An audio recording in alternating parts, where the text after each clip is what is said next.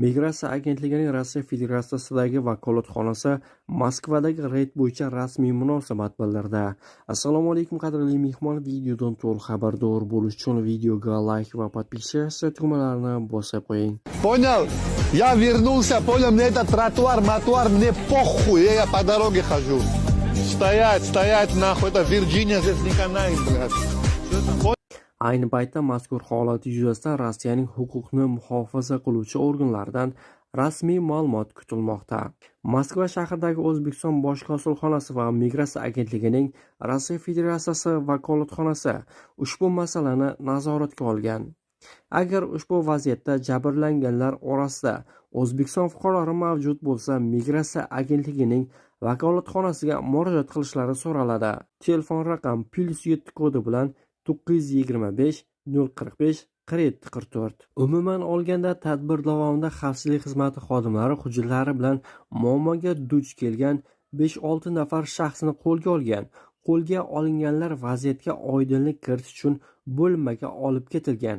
Mazkur vaziyatga O'zbekiston Respublikasi Vazirlar Mahkamasi hududidagi Migratsiya agentligining Rossiya Federatsiyasidagi vakolatxonasi ham munosabat bildirdi.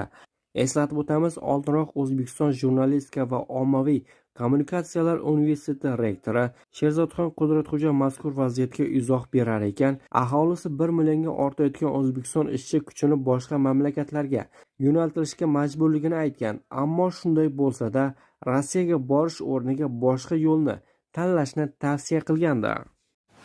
Rossiyaning Qozon, Nijniy Novgorod, Saratov va Tambov shaharlari aeroportlari parvozlar xavfsizligini ta'minlash maqsadida vaqtincha reyslarni qabul qilmayapti va jo'natmayapti. Bu haqda Federal havo transporti agentligi matbuot xizmati xabar berdi.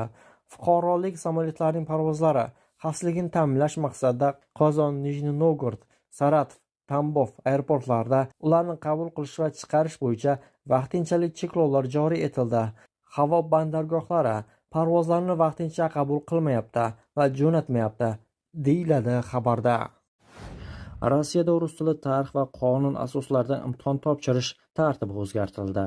Endilikda imtihon asoslari har oy yangilanadi. Savollar ochiq manbalardan e'lon qilinmaydi.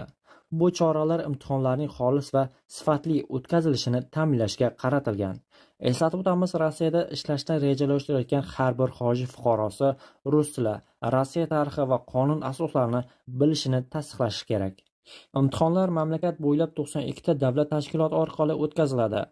Ro'yxat Rossiya hukumati tomonidan tasdiqlangan. 3-4 iyun kunlari Sankt-Peterburgning Krasnotekstilchik ko'chasi